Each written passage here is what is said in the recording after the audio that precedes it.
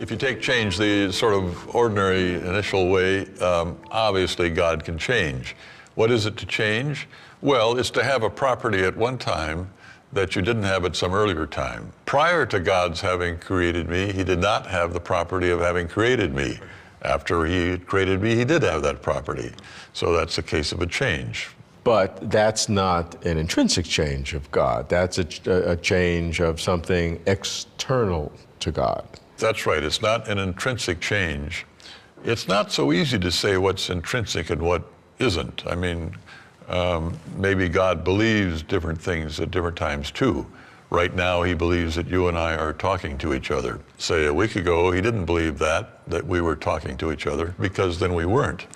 Now, is that an intrinsic change or an extrinsic change? Well, some would say that that's an intrinsic change and God can't do that. And so God is outside of time and sort of sees the whole blocked universe of the four-dimensional time in one enormously fulfilling moment. Right, that's right. So I was presupposing in what I was saying so far that God is not outside of time.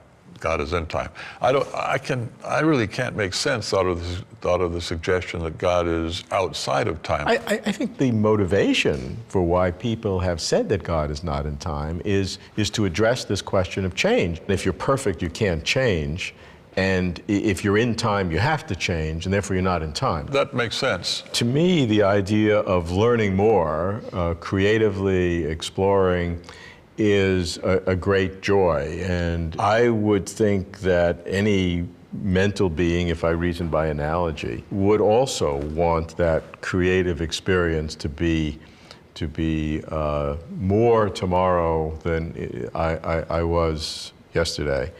And if God is in time as you think, there is a tomorrow and there was a yesterday. So God knows new things all the time in one regard. I mean, now he knows that, say, as a matter of fact, now you and I are talking, but he didn't know that a while back because then you and I weren't talking.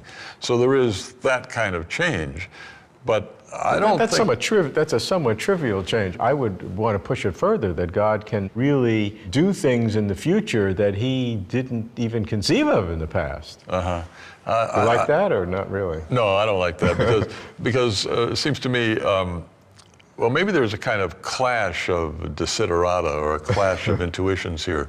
I mean, a really perfect being, I would say, would have to be perfect with respect to knowledge. And being perfect with respect to knowledge includes knowing everything. But knowing everything means that you aren't going to learn any more in the future. And you might think that being able to learn new things and have new experiences and the like is a really good thing. So a perfect being isn't going to have all possible good properties or good making properties. I suppose it's a good thing to be courageous in the face of terrible uncertainty and to fight overwhelming odds with courage and perseverance.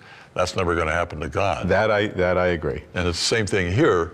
If you're truly omniscient, then it's not the case that, naturally enough, you're going to learn new things. Doesn't God have a sense of enrichment in your continuing to do new things? Yes, maybe he does. But of course, he's always known I was going to do those things. It's not like now, okay, and now I see that Al is really going to do so-and-so. He knew that long before I came to be. I would feel that a God who is not genuinely creating new things that even he was not aware of in the past is a somewhat impoverished God. This is, again, is this sort of conflict of what you might call great-making properties. So I say a great-making property is being omniscient, being maximal with respect to knowledge. Here's another possibly great-making property that you are pointing to, increasing in knowledge, coming to know new things, seeing things afresh, creativity, and the like of that. You can't have them both.